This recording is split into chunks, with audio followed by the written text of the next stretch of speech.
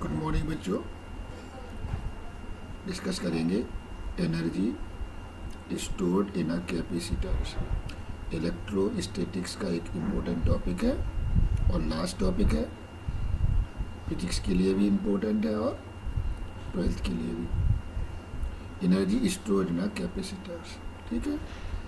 जो भी एनर्जी इसमें स्टोर होती है उसको बोलते हैं इलेक्ट्रोस्टैटिक पोटेंशियल एनर्जी, ठीक है। जब भी पोटेंशियल एनर्जी कहीं पर आती है तो उसको कैसे ड्राइव करते हैं? वर्क डन से।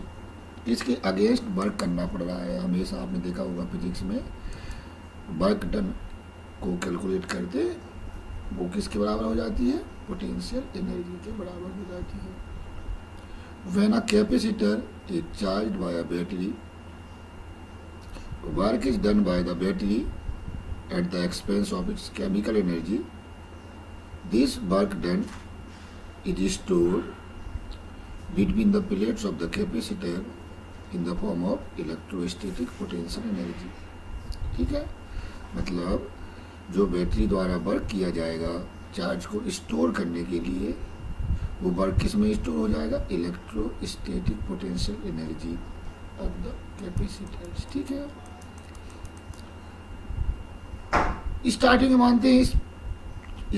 मानते हैं कि इस कैपेसिटर्स पर कोई भी चार्ज नहीं था, ठीक है। तो पोटेंशियल भी कितना होगा? 0 होगा। अब बैटरी ने यहाँ पर क्यू चार्ज दिया, ठीक है। क्यू चार्ज से चार्ज किया, क्यू चार्ज से, तो प्लेट्स के बीच में भी पोटेंशियल डेवलप हो गया, ठीक है।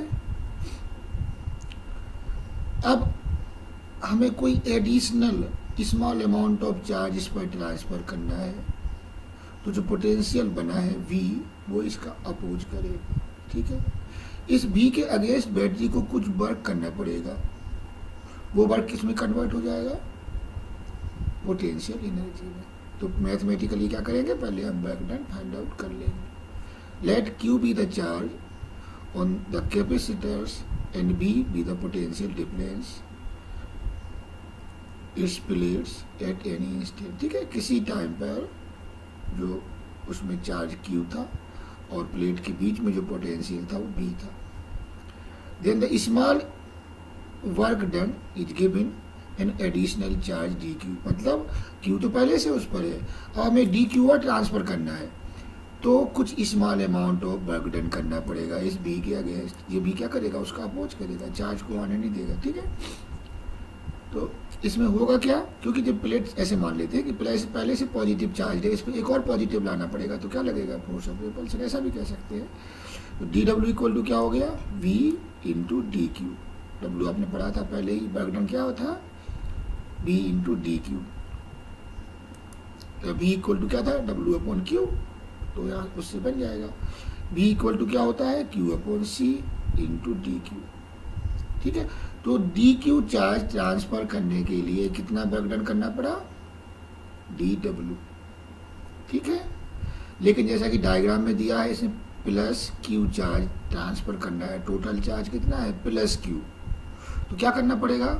इसको हमें इंटीग्रेशन करना पड़ेगा।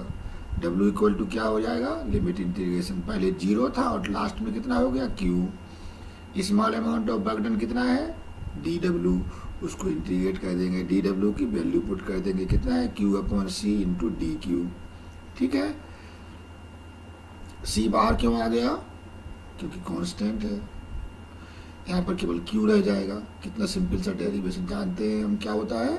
Q का क्या हो जाएगा? Q स्क्वायर अपॉन 2, यहाँ पर लोअर लिमिट और अपर लिमिट। ये वैल्यू पुट करेंगे, अपर लिमिट पहले वैल्यू पुट करेंगे, एक स्टेप कम है यहाँ पर। Q की वैल्यू कैपिटल Q रखेंगे तो क्या हो जाएगा? Q square upon 2C minus Q की वैल्यू 0 रखेंगे तो 0, तो यहाँ पर 0 आ गया इसलिए नोट नहीं किया वहाँ पर। तो कितना हो जाएगा? Q स्क्वायर अपॉन 2C, तो ये बन जाएगा work done. By definition W equal to U, W equal to U, तो U इक्वल टू क्या हो जाएगा? Q square upon 2C equal to CB square. CB क्या होता है? Q equal to CB upon 2C, तो ये क्या हो गया? 1/2 CB स्क्वायर, एक इम्पोर्टेंट फॉर्मूला है, ठीक है। एनर्जी डेंसिटी, ये तो क्या हो गया? U इक्वल टू इसके पूरे कैपेसिटर्स में जो एनर्जी स्टोर है 1/2 CB स्क्वायर। अब per unit volume energy density, मतलब इसका जितना वॉल्यूम है ना उसके पर यूनिट वॉल्यूम में कितनी एनर्जी है, तो वो देखते हैं। You equal to Q 1/2 CV², ठीक है। तो यू अपॉन वॉल्यूम, ठीक है। यू इक्वल टू क्या होता है, स्मॉल यू है, इसको बोलते हैं एनर्जी डेंसिटी, और ये कितनी है, टोटल एनर्जी। अपॉन हो जाएगा वॉल्यूम, तो वॉल्यूम क्या होगा, कैपेसिटर्स का एरिया ऑफ क्रॉस सेक्शन, तो प्लेट का एरिया क्या है, ए, इनटू क्या होता है, हाइट। अगर सिलेंडर होता है तो क्या होता है, area of cross section into height. यहाँ पर क्या है, area of cross section A है, और उसकी हाइट या डिस्टेंस कितनी है, डी, तो ए डी, ठीक है। तो ये क्या बन जाएगा, 1/2। अब ये कहाँ से आ गया बताओ, ε0 A/D कहाँ से आ गया, पढ़ा था पहले हमने, पैरेलल प्लेट कैपेसिटेंस का कैपेसिटेंस कितना होता है, ε0 A/D। B², B² कहाँ से आ गया, ठीक है। ई डी बना, B² तो पहले से था, ई डी कहाँ से आया बताइए, B equal to E D, B equal to E D, ठीक है। और ए डी पहले से, मतलब हमने सी की वैल्यू पुट की यहाँ पर, ε0 A/D, और बी इक्वल टू क्या होता है, ई डी, तो ई डी आ गया अपॉन ए डी। जब इन सबको सॉल्व करेंगे तो कितना बन जाएगा, 1/2 ε0 E², ठीक है। ये क्या है, energy density, energy density. If air is replaced by medium of dielectric constant के, देन फॉर्मूला तो यही हो गया, मैंने अपना मेन फॉर्मूला यही हो गया, यू इक्वल टू 1/2 ε0 E²।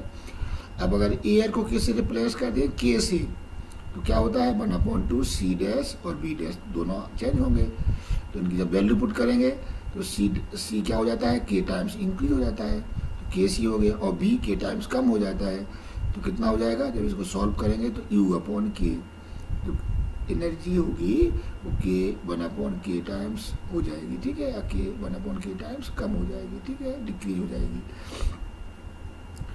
अब इसमें अगर सीरीज कॉम्बिनेशन और पैरेलल कॉम्बिनेशन में देखना है तो आप देख सकते हैं, US इक्वल टू Q²/2CS, ठीक है। CS की वैल्यू पुट कर देंगे, क्या होती है सीरीज में, 1/C1 1/C2 1/C3, सबकी हमने वैल्यू पुट की यहाँ पर, ये क्या हो गया, U1 U2 U3। अगर 3 कैपेसिटर सीरीज में लगे हैं तो उनकी जो एनर्जी, टोटल एनर्जी होगी सीरीज वाले की, सबके सम के बराबर होगी, ठीक है।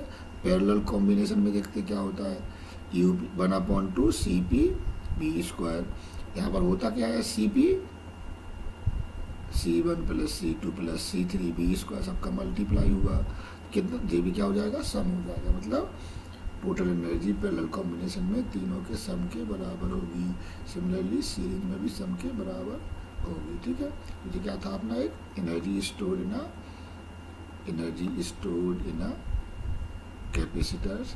इसमें सबसे इम्पोर्टेंट क्या है, डेरिवेशन तो है ही, डेरिवेशन में क्या करना है हमें, इंटीग्रेशन करना है, लिमिट इंटीग्रेशन है, और दूसरा सबसे इम्पोर्टेंट है कि फॉर्मूला याद करना है, 1/2 CV², ठीक है, 1/2 CV², और दूसरा एनर्जी डेंसिटी का 1/2 ε0 E²। आप जानते ही हैं कि आजकल MCQ आने लगे हैं, तो फिजिक्स में फार्मूला बेस्ड ज़्यादा पेपर होता है, न्यूमेरिकल्स वगैरह, तो आपको इसके लास्ट का फॉर्मूला जरूर 1/2 CV² इम्पोर्टेंट है, किसके लिए, टोटल एनर्जी के लिए, और डेंसिटी के लिए कितना हो जाएगा, 1/2 ε0 E², ठीक है।